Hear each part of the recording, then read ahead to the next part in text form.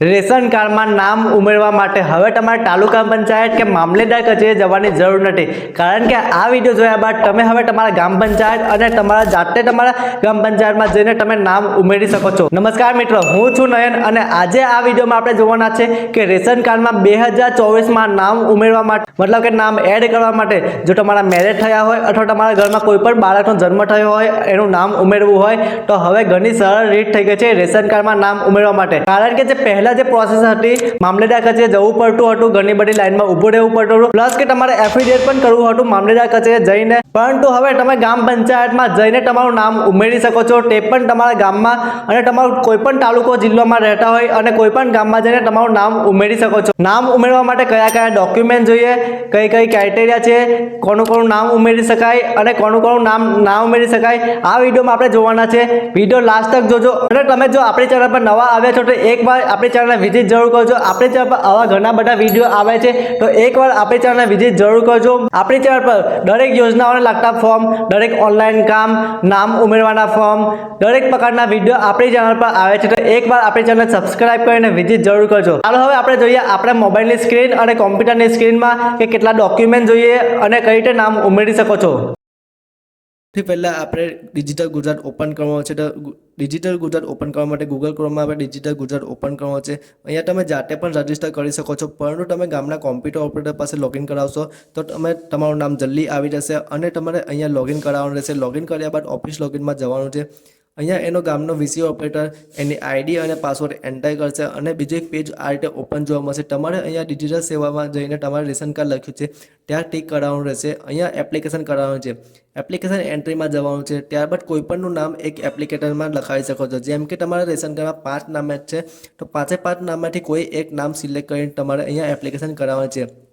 જરૂર નથી કે જેનું નામ ઉમેરવું છે એનું નામ લખાવી શકો છો। અહીંયા તમારે ફર્સ્ટ નામ, મિડલ નામ, સરનેમ એ બધું એન્ટ્રી કરવાની છે। તમારું ગામ સિલેક્ટ કરવાનું છે, મોબાઈલ નંબર નાખવાનો છે, એડ્રેસ નાખવાનું છે। ત્યારબાદ એક બીજું પેજ ઓપન જોવા મળશે, ત્યાં સર્વિસ ઓફ ટાઈપમાં તમારે રેશન કાર્ડ સિલેક્ટ કરવાનું છે। અહીંયા સ્ક્રોલ ડાઉન કરશો તમને અહીંયા રેશન કાર્ડ લખ્યું છે ત્યાં ટીક કરવાનું રહેશે। અહીંયા સર્વિસમાં તમારે જે પણ નામ સુધારો કરવો છે, નામ ઉમેરો કરવો છે, નામમાં કંઈ ભૂલ છે તો બધું સુધારો કરી શકો છો, નામ ઉમેરી શકો છો। હાલ આપણે નામ ઉમેરો કરવાનો છે તો બધી સર્વિસ જોઈ શકો છો। નામ ઉમેરવા માટે હવે તમારે ડોક્યુમેન્ટ અટેચ કરવાના છે। ડોક્યુમેન્ટમાં રેશન કાર્ડ, આધાર કાર્ડ, લગ્ન કર્યું હોય તો લગ્ન પછીનું જે કમાણીના દાખલા હોય તે નાખી શકો છો। આપણે અહીંયા બાળકનું નામ એડ કરવાનું છે તો અહીંયા આપણે રેશન કાર્ડ નંબર એન્ટર કરીને રેશન કાર્ડ વેરીફાઈ કરવાનું છે। આ બધી ડિટેલ નાખ્યા બાદ એક બીજું પેજ ઓપન કરવાનું છે। અહીંયા આપણે એપ્લિકેશન સક્સેસફુલ થઈ ગઈ છે। આપણે બીજું એક પેજ ઓપન કરીએ છીએ, એમાં જ જઈને ફરી રેશન કાર્ડ જે લખ્યું છે ત્યાં જ ફરી વાર જવાનું છે। ત્યાં ડિટેલ એન્ટ્રી પર ટીક કરવાનું છે। ડિટેલ એન્ટ્રી પર ટીક કરશો તમને બીજું પેજ જોવા મળશે। બીજું પેજમાં લખ્યું હશે નામમાં કે નામ ઉમેરો, ત્યાં પર આપણે ટીક કરવાનું હશે। નામ ઉમેરવા પર ટીક કરીને આપણી એપ્લિકેશન સિલેક્ટ કરવાનું છે। અહીંયા તમને એક બીજું પેજ જોવા મળશે, આ પેજમાં તમારે શો પર ટીક કરવાનું છે। શો જો કરશો તો જે રેશન કાર્ડમાં હેડ હશે હેડનું નામ આવી જશે અને હેડ હંમેશા પોતે રાખવાનું રહેશે। તો આપણે અહીંયા સિલેક્ટમાં રિલેશનશિપમાં આપણે પોતે કરવાનું રહેશે। ત્યારબાદ થોડું સ્ક્રોલ ડાઉન કરવાનું છે, આપણે અહીંયા નામમાં ઉમેરો કરવાનો છે। જે પણ નંબર વાઇઝ સિરીઝ હશે તમારા રેશન કાર્ડમાં એકવાર જોઈ લેવાનું છે। એ સિરીઝ પ્રમાણે 5-6 નંબર આવતો હોય તો 5 નાખી દેવાનો, 7 આવતો 7 નાખી દેવાનો, 6 આવતો 6 નાખી દેવાનું। એ રીતે તમારે અહીંયા નંબર નાખી દેવાનો છે। અહીંયા ગુજરાતીમાં નામ નાખવાનું છે, તમારી રીતે તમે ગુજરાતીમાં કોઈ પણ નામ નાખી શકો છો, પરંતુ એટલું ધ્યાન રાખજો જ્યારે અંગ્રેજીમાં નાખો તો ઇંગ્લિશમાં તમારે આધાર કાર્ડ પ્રમાણે જ નામ નાખવાનું છે। હું અહીંયા આધાર કાર્ડ પ્રમાણે નામ નાખી દઉં છું। આધાર કાર્ડ પ્રમાણે નામ નાખીને તમારે જેન્ડર સિલેક્ટ કરી લેવાનું છે। જેન્ડર સિલેક્ટ કર્યા બાદ રિલેશનશિપ પણ સિલેક્ટ કરી લેવાનું છે। હું અહીંયા નામ નાખી દીધું છે, અહીંયા જેન્ડર સિલેક્ટ કરું છું, અહીંયા રિલેશનશિપ સિલેક્ટ કરવાનું છે। રિલેશનશિપમાં તમારે જે પણ તમારો પુત્ર લાગતો હોય, પુત્રવધી લાગતો હોય, તમારો છોકરો લાગતો હોય એ અહીંયા સિલેક્ટ કરી શકો છો। અહીંયા પુત્ર લાગે છે તો પુત્ર પર હું અહીંયા સિલેક્ટ કરીને આગળ વધીશ।